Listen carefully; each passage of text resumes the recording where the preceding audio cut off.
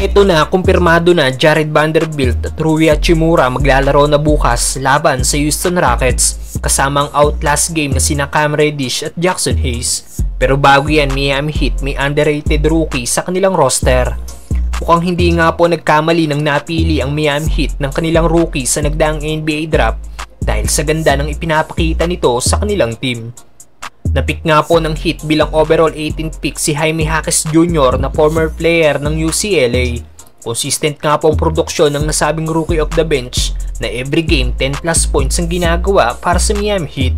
Kaya naman nasa decent spot ngayon ng Mian na may 11-8 na record. Big game ni Triple J as a Heat player last game kung saan gumawa ito ng 24 points off the bench para tulungan ng Heat na makuha ang panalo laban sa Indiana Pacers. At ngayon mas lalo pang nag-e-elevate ang laro ng nasabing rookie dahil sa last 6 games ng Heat nag-average nga po si Jaquez ng 18.7 points, 5 rebounds at 3.3 assists per game na may 57% shooting sa field, 52% naman sa 3-point area at 93% sa free throw. Patunay na rin sa magandang inilalaro nito ngayon ang pag-rank nito bilang number 6 sa Rookie of the Year ladder na inilabas noong November 30. Tinalo niya pa dito ang current number 3 pick na si Scoot Henderson na nag-rank lang bilang number 10. Samantalang kumpirmado na Jarred Vanderbilt at Rui Hachimura maglalaro na bukas kontra sa Houston Rockets kasama sina Cam Reddish at Jackson Hayes. Isa sa malaking dahilan kaya hindi makabuo ng magandang momentum ang Lakers ay dahil sa injury. Karamihan nga po sa player ng team ay wala last game kontra sa OKC Thunders, dala ng kani-kanilang injury.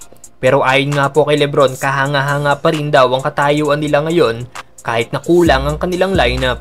At ngayon good news nga po dahil ang outlast game na sina Jackson Hayes na may left elbow soreness at Cam Reddish na may growing injury ay listed na as probable. Magkakaroon ng extra rim protector ang Lakers sa katauhan ni Jackson Hayes, samantalang si Reddish naman ang gagawa ng mga defensive stops para sa Lakers. Balik lineup na rin si Rui Hachimura na ilang games ding wala sa Lakers matapos magtamo ng nasal fracture.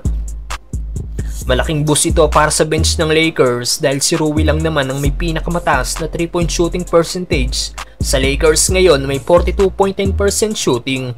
At ang pinaka-inaabangan ng mga Lakers fans na magbabalik sa team ay si Jarred Vanderbilt na wala na sa injury report para sa game bukas laban sa Houston Rockets. Si Bando nga po ang nakatakdasa na maging starting power forward ng Lakers kung hindi lang ito na injury.